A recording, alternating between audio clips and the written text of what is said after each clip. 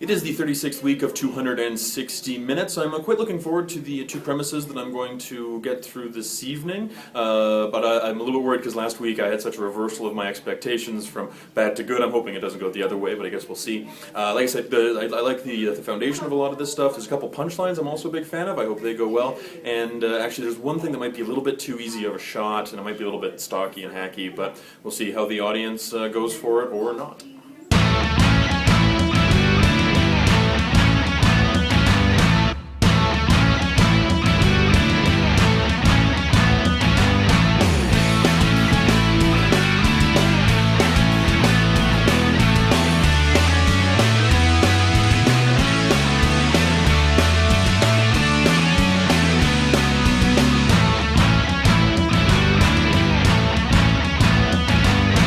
The other day, I actually found the oldest joke ever in humanity, ever recorded, over 4,000 years old. I'm going to tell it to you now. You're going to love it.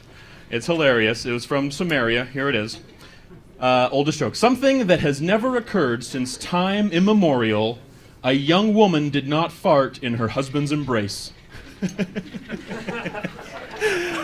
It took me a while, too. I gotta tell you.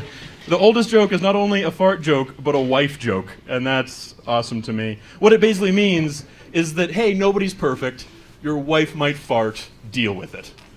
That's all it says. The oldest joke in history from Samaria. It makes sense, actually, that they wrote a fart joke in the same place that developed hummus. If you're not laughing at that, come to my house 20 minutes after I have shawarma. Oy vey. Whole apartment building knows. My God. Actually just makes me fit in my apartment building. I think someone's peeing in our elevator, but this is off topic right now. We're getting way off course here. What interested me, though, is that they also wrote a fart joke. I don't even know how they noticed the farts in the time before regular bathing. Like, how did that show up? There's no Silent but Deadly. You'd have to hear it back then, I think. And you know, back then they laughed, obviously, at it, but I mean, now, you know, we're more sophisticated. A lot's changed since then. You know, back 4,000 years ago, there was like wars all over the Middle East. You know, there was, some people thought the earth was thousands of years old, and they used child labor sometimes, and they were killing other people in the name of gods that didn't exist. I mean, we've come a long way. So much has developed. I figure even though there's only one joke from all that time ago, if my dad was alive back there, he'd probably still screw up the telling of the joke.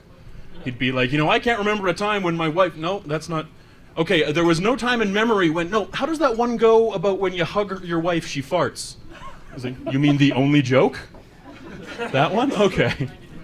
So actually, I found out, too, that pornography actually predates comedy. They have primitive drawings of vaginas on cave walls, which makes a lot of sense, because we start with pornography, and then we need humor to cover our shame. You need to have penis envy before you can make a joke about it. That's the sequence of events there. I don't know what more, like, advanced pornography would have been for cave people. Like, that's a confusing thing for me. Women probably just wanted to be conscious during sex. That would have been nice. Just no clubbing beforehand. They were probably right on board with that. Like, just getting all sorts of wet.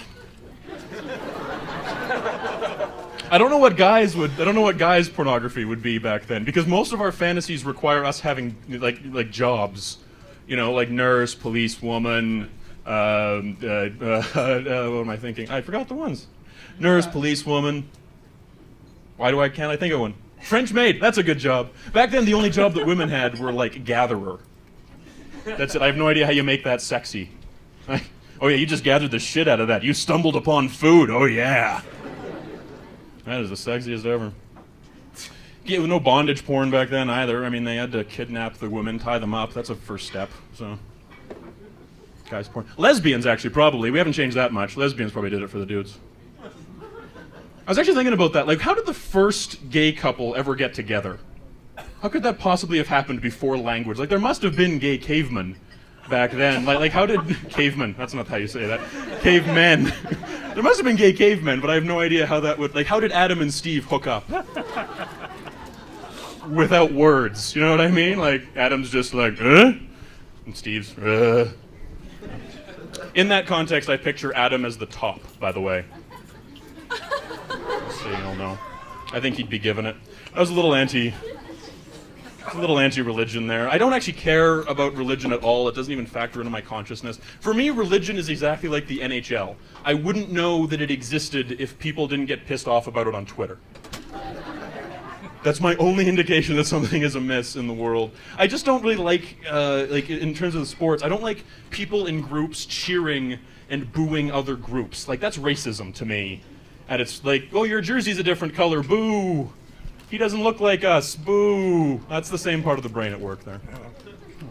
Everybody got really mad, actually, a few months ago now when the Pope hopped on Twitter, which surprised me. I was like, it's a public forum. He can do whatever the hell he wants. He doesn't yet have a Facebook profile because the minimum age is 13. So, it's just too old for him, you know? Really? Grown? All right. Anybody want to publicly defend the pedophile defender? Anybody? No? Okay. Throw that out there. Oh, man. I also don't really relate with atheists at all. I don't get along with them because I think that they're right, the atheists. But if you're right, you don't have to keep yelling it at people all the time. Like, nobody likes that douchebag. I know because I am that douchebag. Like, I'm right a lot, and people hate me because of it. It's like, okay, here's the thing. I'm probably smarter than you. Probably. 75% odds. Like, I'm probably smarter than you. But I'm miserable, like, all the time. Like, look, you're all out having a good night. I'm working right now. That's been the story of my life. All my friends are out playing, and I'm writing fart jokes. It's good to cover new ground, though, in comedy. Yeah. Original premises. But the tattoo... Like, have you ever had a conversation with somebody with, like, a really huge mole? Now imagine that mole killed a man.